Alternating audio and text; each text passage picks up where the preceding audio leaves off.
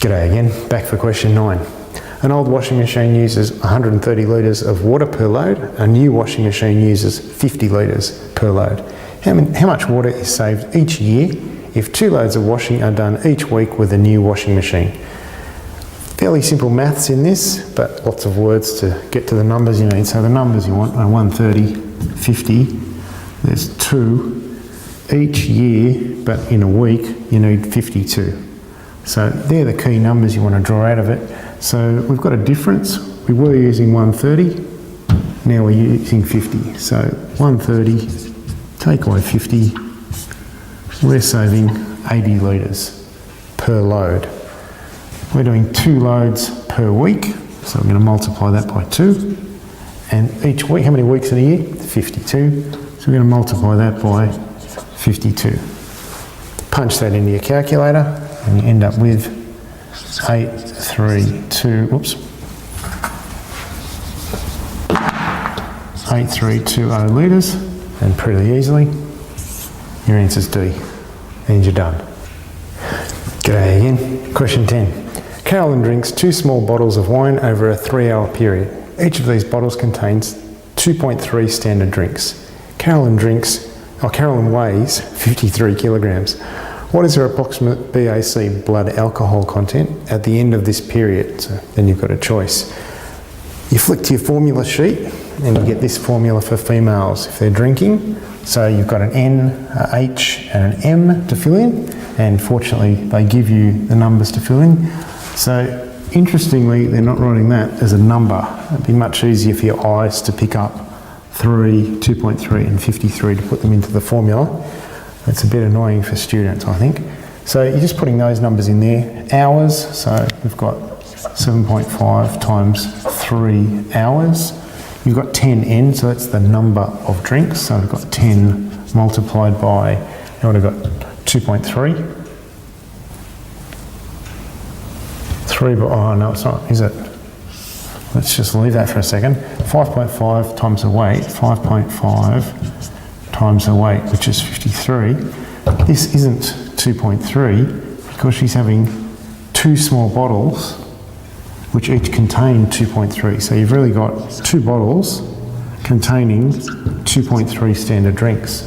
So how many standard drinks is this? What is the number of standard drinks? Well, 2 times 2.3 is 4.6. So that's the number that needs to go in there. So subtracting that. Punch that in your calculator and you end up with 0.0806. And again, I didn't do that in my head, I've done it before. So that's, you have to round that up and we're going to get 0.081, and look at that, that's answer A. And you're done. G'day again. Question 11. The concentration of a drug in a certain medication is 100 milligrams per 5 mils. A patient is prescribed 2,000 milligrams of the drug. How much medication should be given to the patient? 4, 25, 100, 400. This is a very simple question of ratios. So you've got 100 milligrams for 5 mils. So if we just write those up here, 100 milligrams every 5 mils. And we want to change that into 2,000 milligrams because that's how much this patient needs to have. So how many mils go there? And it's a simple ratio. This to this must be the same as this to this. So if you just look for what do you multiply by to get it, and that's your common multiplying factor. So 100 multiplied by what gives that? Well, that's multiplied by 20. 20 times 100 is 2,000. So that's what I'm going to multiply the 5 by. 5 multiplied by 20 gives 100. So it's 100 millilitres, which is C. And you're done. G'day again. Question 12. A container in the shape of a triangular prism has a capacity of 12 litres. The area of the base is 240 centimetres squared. What is the distance h between the 2 ends of the container? And they draw that nice diagram. Notice again, they write these lovely 3 words, not to scale. I still haven't learned how to draw to scale. Anyway, one day they'll learn. Pretty clear, the area of the base is 240 centimetres squared. Now you should have learned the area of any shape like that is just the area of the base multiplied by the height. So that's a triangular prism, area of the base, multiply the height, equals the volume. So you're given this volume here, but it's different. That's litres, that's centimetres squared, so you have to translate the litres into centimetres squared. So 12 litres is 12,000 centimetres squared. So that's our volume. So the volume is going to equal the area of the base, which is 240, multiplied by the height, and that's going to equal that. So there's our volume, 240 times h equals 12,000. Very easy algebra. You just want h left on its own, so let's rub that out so you can see it clearly. We just want the h on its own, and let's rub that out so you can just see the numbers. Very basic. We're just going to divide both sides by 240.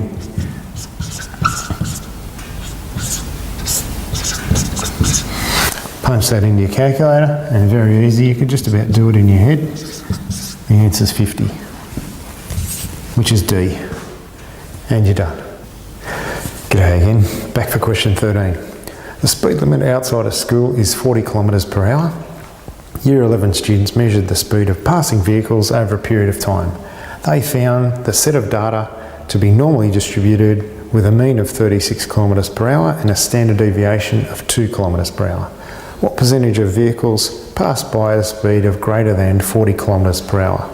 As soon as you see the words normally distributed, you should immediately have a diagram in your head that splits up the mean and standard deviations. So something like where you've got a mean, now they tell you the mean's 36, so I'd be immediately writing 35, wouldn't write 35 if the mean was 36, would you?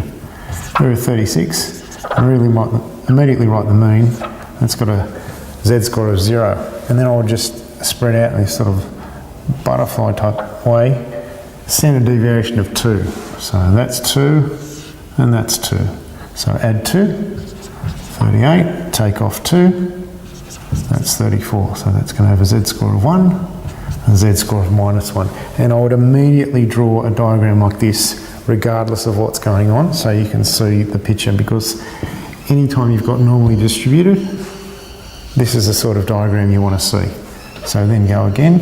So another 2 gives you 40, and that's 2. Another 2 backwards gives you 32, and that's -2. Another 2 gives you 42, and that's 3.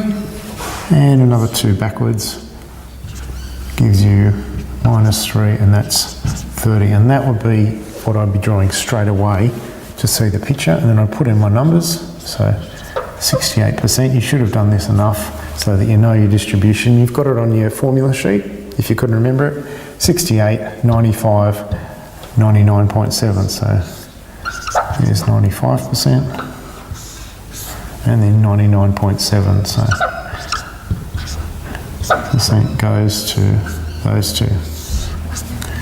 And so that would be my working for this question.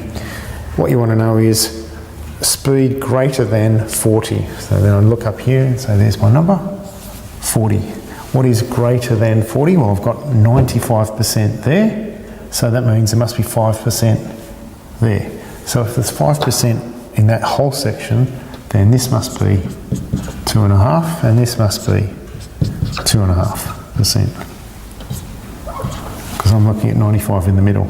So what percentage is greater than 40? Well, 2.5%, isn't it?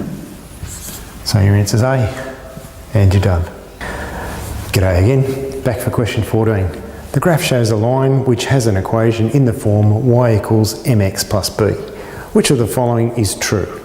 What m is positive, b is negative, m is negative, b is positive, m and b are both positive, m and b are both negative.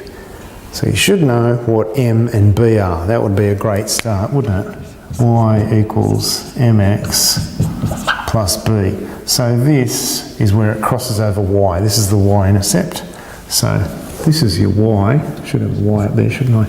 where it crosses over y, and that is less than 0, so that's negative. So this is negative.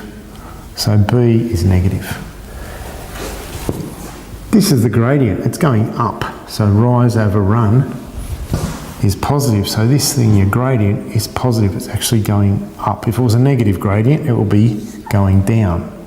So you've got that positive, that negative. Well, pretty easy.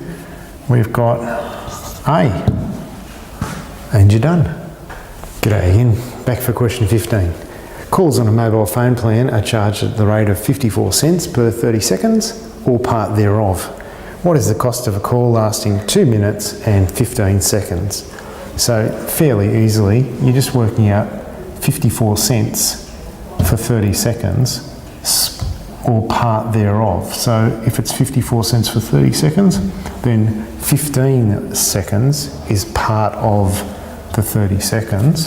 So then you've got 54 cents, plus you've got 2 minutes. So we've got 4 lots of 30 seconds, which is 4 times 54. So we want to add 4 times 54, or if you did that on your calculator, 5 lots of 54, because you've got that one plus that one, so you really want to go 5 lots of 54. So 5 lots of 54, well, 5 50s are $2.50. 5 times 4 is 20, so you're only going up with $2.70. So your answer is D, and you're done. G'day again. Back for question 16. So in this question, you've got a diagram of a river, and then they're saying figure out the width of the river W using these measurements, and you're going to use similar triangles. So whichever way you look at it, you're going to compare W to 7.1 and 8.1 to 20.3. So what is the approximate width of the river is using similar triangles. So either you will write 7.1 compared with 8.1, so you're looking that compared to that, is going to be the same as W over 20.3. So you say that over that equals that over that. Or you can say that over that, so W over 7.1. So if you do that one. Or you could have looked at the same positions on opposite triangles, because they're W over 7.1 equals 20.3 over 8.1. 20.3 over 8.1. So either you did this or you did this. One of them is how you should be answering it. And then this number that connects to your W, you're going to multiply it over there. So in this case, that will go over there. So then in here you would have W equals 20.3 over 8.1 multiplied by 7.1, and if you did it this way, you would have 20.3 multiplied by 7.1 over 8.1 equals W. And you can see they're both the same. It just depends on whether you compared, when you look at the diagram again, whether you went that over that is that over that, or whether you went that over that is that over that. Doesn't really matter which way you did it, you still end up with the same ratio.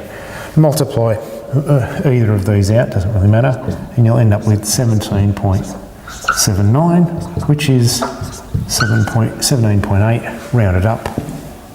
Then your answer's A, and you're done.